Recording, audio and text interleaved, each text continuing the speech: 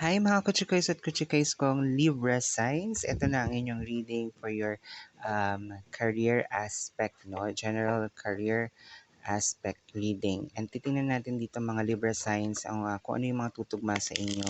At lagi ko nga kayo pinapaalalahanan at sinasabi sa inyo na take what only is resonating with you and do not take what is not resonating.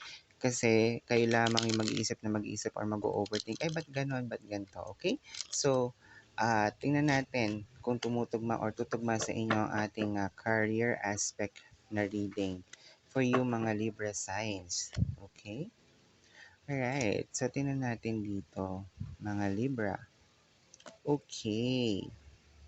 Alright, so Libra, anong nangyayari sa iyong career or sa iyong trabaho? May mga bagay siguro na gusto mong gawin pero hindi mo magawa as of the moment. Dahil may Four of Cups ka, may Temperance at the Moon card. No? Medyo emotional ka rin at times. Siguro maaaring napapagalitan or napagsasabihan ka ng iyong mga boss sa trabaho or ng boss or someone higher or superior than you. May mga bagay na minamadali ka din eh. So Libra, at this point in time, wag lang mag-rush off sa mga bagay-bagay kasi ang lahat ng mga pangyayari sa buhay natin, kung trabaho man ito, ay magagawa natin ng paraan.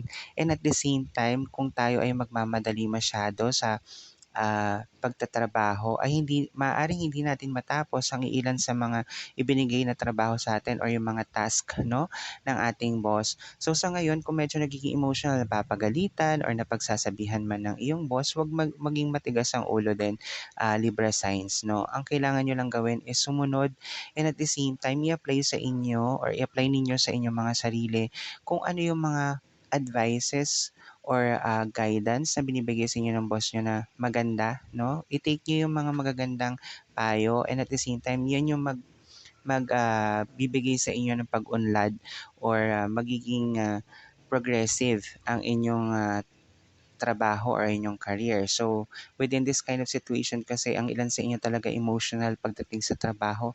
Nagmumukmuk din at times na para bang bakit ganon? Bakit palagi na lang ako napapagalitan kahit tama naman or may maganda naman yung ginagawa ko sa trabaho ko. So, ang gawin nyo lamang dito, isipin yung mabuti, Libra signs, kung tama ba and at the same time, ito-double check ninyo yung inyong mga trabahong ginagawa. No? So, kasi maaaring naipasa natin yung isang task or isang trabaho na ginawa natin. Pero yung pala, merong konting palpak, may konting dapat na ayusin pa, kaya tayo napagagalitan or napagsasabihan ng mga boss natin. So sa ngayon, ito nakikita ko sa career reading or career aspect mo, Libra signs. And that's it. Good day!